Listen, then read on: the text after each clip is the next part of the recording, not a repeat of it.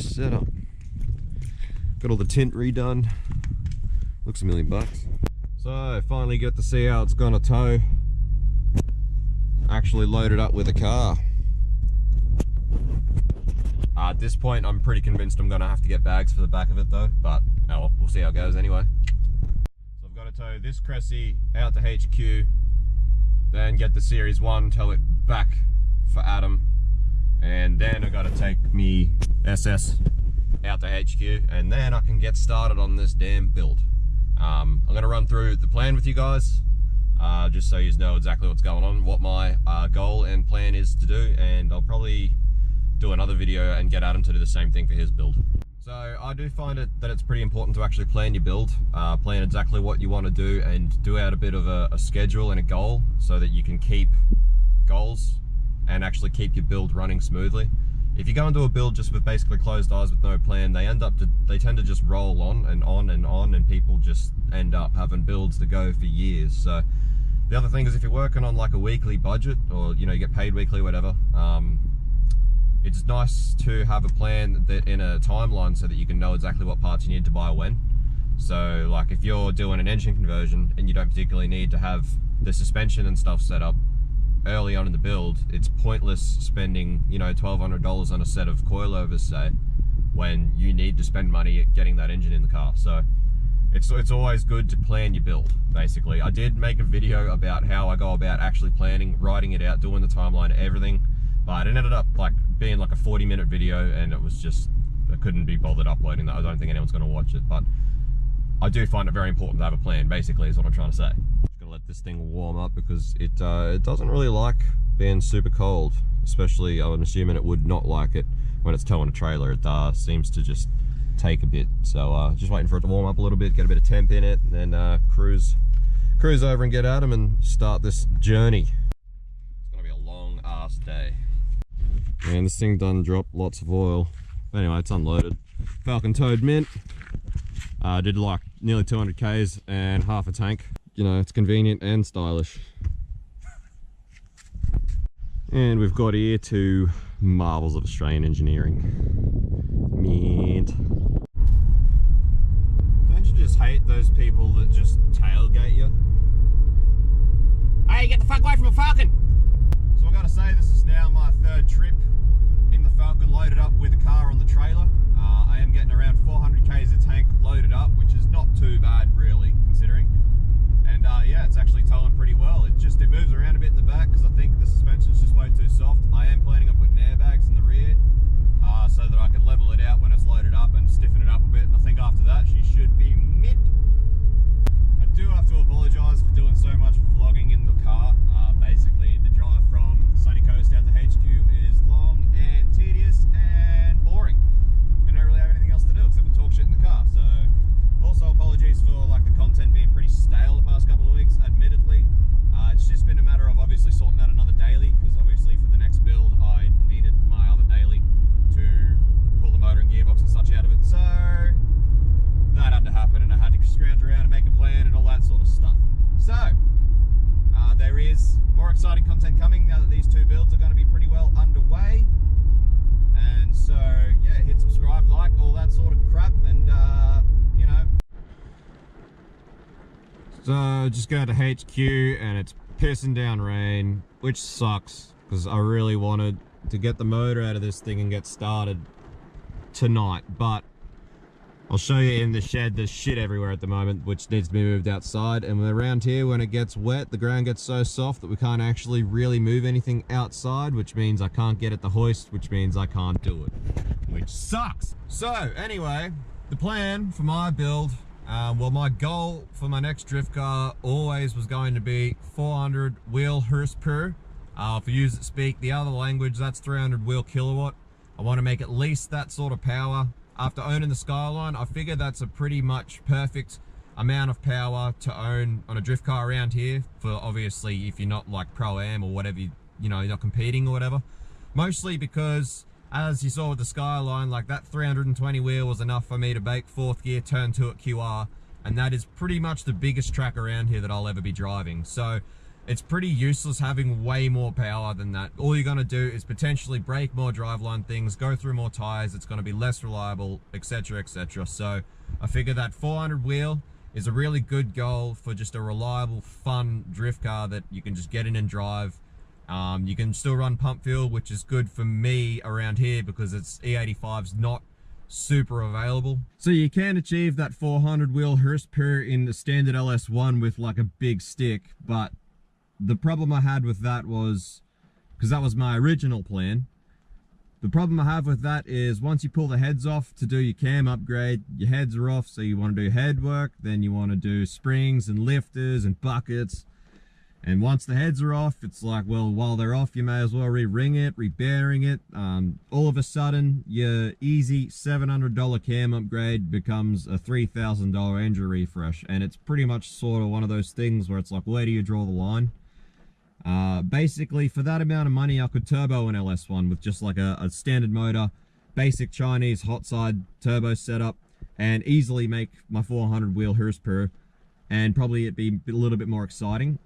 So what I'm going to do is, in the interest of having like a super budget build, because I really want to show you guys that you can build these cars for not much money if you go the right way about it.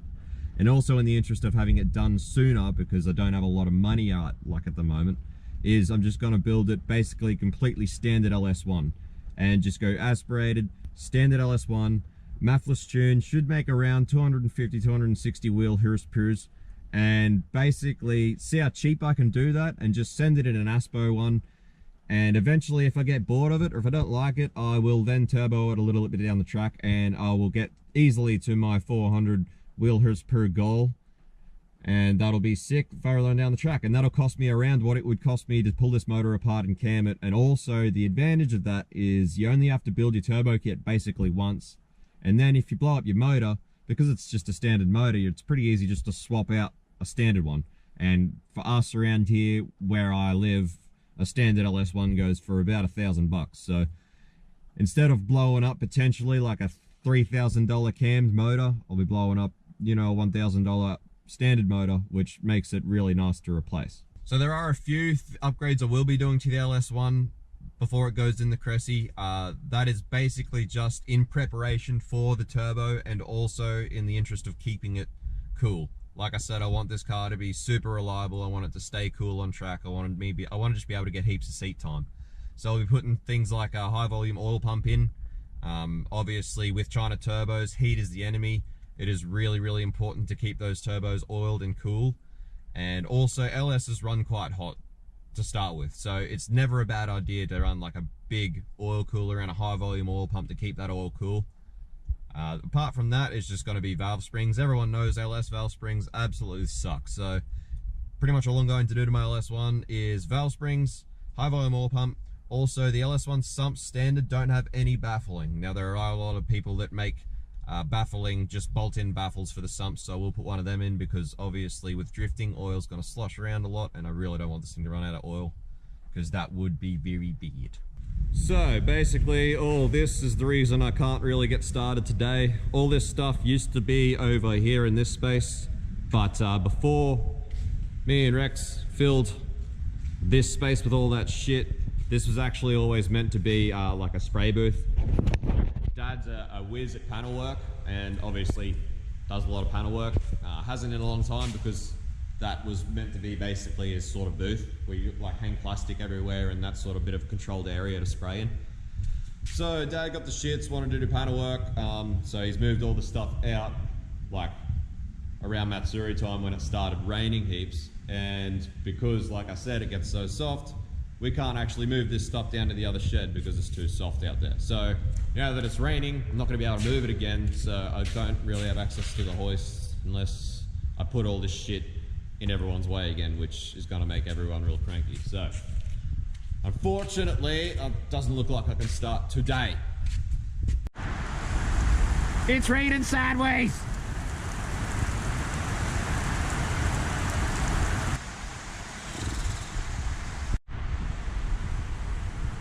So this is just like 10 minutes of downpour and it is just like a swimming pool everywhere. Thunder is laid, storm is crazy. Oh, and the power's just gone off. Sweet. No frickin' power. Lovely. Yeah. Well, it's safe to say that this pretty much ruins all my plans for what I wanted to do today, and tomorrow, and tonight.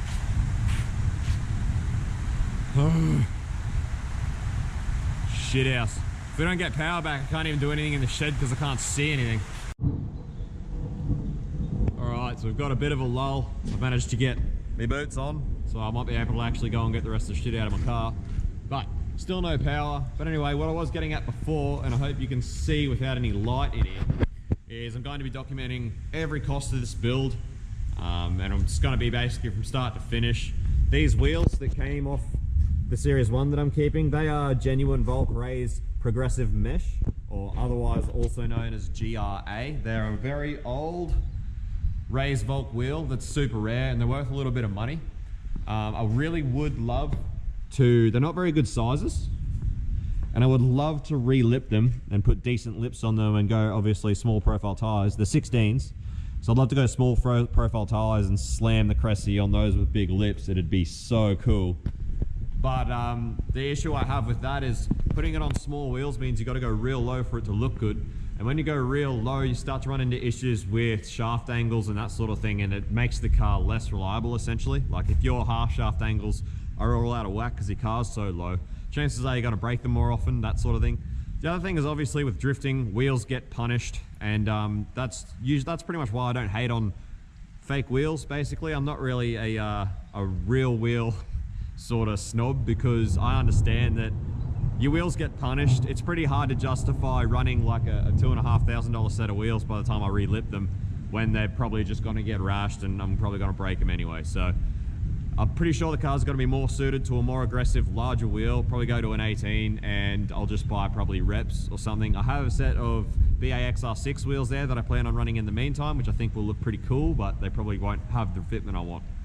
But anyway, basically my point is that the SS, as you know, the donor car, when I bought it as a donor car, I paid $2,000 for it, so straight up and $2,000 down the hole. The Series 1 Cressida, I traded my rotors for it, as you would have seen that video. So those rotors cost me $800, so that's $2,800. I then got the Series 2 Cressy for $550 delivered, and I then sold the Series 1 to Adam for $700 without those wheels. So I will put that all on the screen here so you have an idea of how much it all owes me so far. If I can get the money I want for them wheels, sell the 7M out of the Cressida and the A340 Auto, which they do build pretty decent money as well. And once I pull the motor and box out of the SS, if I wreck that out, I am pretty sure this build, I should be able to get it very cheap. By the end of it, it should owe me very little money by the time I sort all those other costs out and make some money back on the wrecks. So I plan on documenting every little cost and everything I sell and all the money I make back, so that in the end you can see just how much this build has cost me. And I think it'll be very cheap and very budget friendly. So just prove to you guys that you can do this on a budget. Drifting has this, I suppose, stigma of being super duper expensive. And I'm not going to deny that it isn't expensive, because it is, but it's not as expensive as most people think. And hopefully this encourages a lot more of you to actually get out there and you know, have some fun, build cars, because they're awesome. So hopefully you'll like it. And sorry I couldn't get more done today, but now you know the plan and everything that I'm going to be doing. Hopefully this weather can piss off and I might be able to get something started. But if not, this is going to be basically the first episode of my build, and there's going to be plenty more coming in a hurry because I want it done very soon. And also keep an eye out, we will be documenting the whole 1JZ build that Adam's doing, so I'll get him to do a similar video explaining what he's doing very soon, and that's going to be sick too. So cheers guys, subscribe, like, you know, all the jazz.